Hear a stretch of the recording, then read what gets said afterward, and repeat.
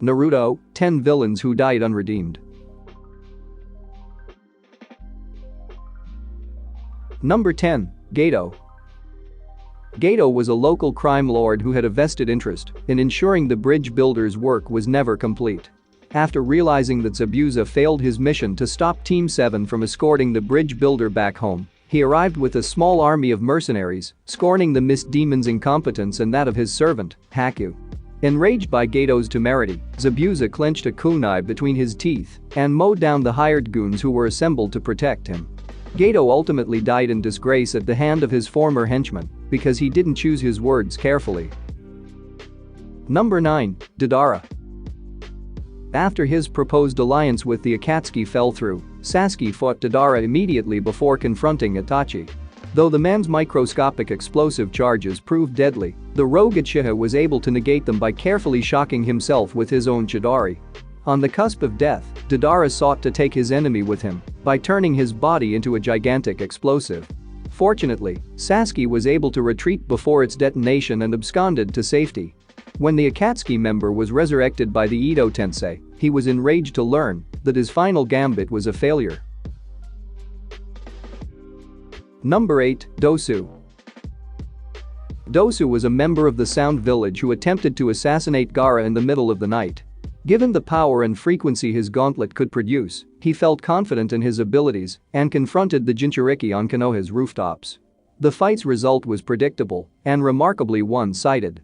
By channeling a glimpse of Shukaku's power, Gaara murdered Dosu before he could even attempt to lay a finger on him. It was a harrowing display of the Sand Ninja's resolve and the hidden form he had yet to fully reveal. Number 7. Kimimaro.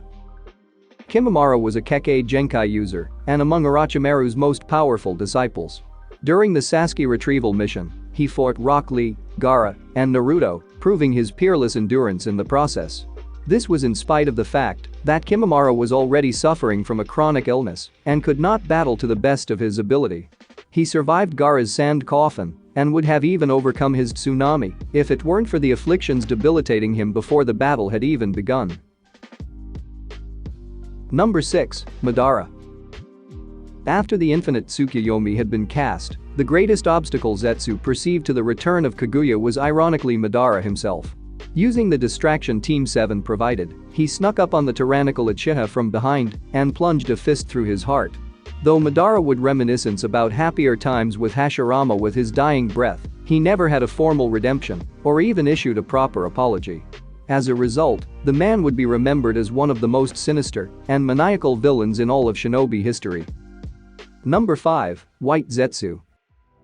White Zetsu was often used to bolster the ranks of Kabuto's Edo Tensei army and to infiltrate the allied shinobi forces. His clones took an unsustainable number of casualties throughout the series until there were only a few dozen left. Sasuke obliterated those who remained through the newfound powers he had unlocked. Unlike Black Zetsu, who would be banished alongside Kaguya through the efforts of Team 7, the white half of the antagonist was wiped off the face of the earth and without any consideration for his prospective redemption. The UCHIHA's judgment was swift and punitive. Number 4. Hanzo. Hanzo the Salamander was visited by Nagato long after he engineered Yuhiko's death alongside Danzo Shimura. The war veteran was forced to face the apparition of the man he had killed, surrounded and soon murdered by the paths of pain. Though Hanzo was one of the few characters who possessed enough willpower to resist Kabuto's Edo Tensei directly, he did not do so out of benevolence. Instead, he wanted to preserve his honor and sovereignty until the end, more concerned with his dignity than claiming the lives of shinobi warriors who were only trying to defend their homes. Number 3. Kakuzu.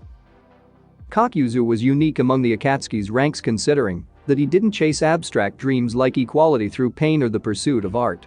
Instead, he was interested solely in money, making it virtually impossible to reason with his sense of morality. After his defeat by Naruto and the other members of the Konoha, Kakashi executed him by using the Chidori.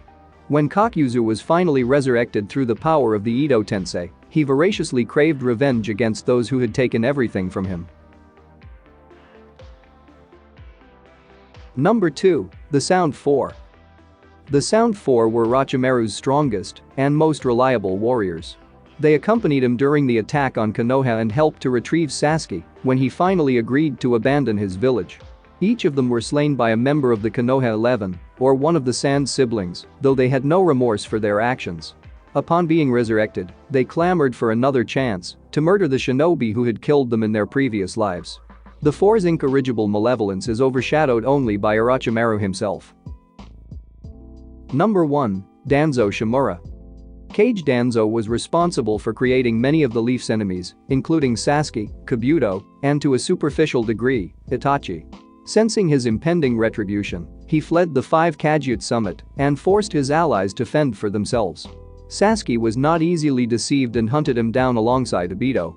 On the verge of death, Danzo attempted to take the rogue UCHIHA along with him by detonating a blast of violent energy.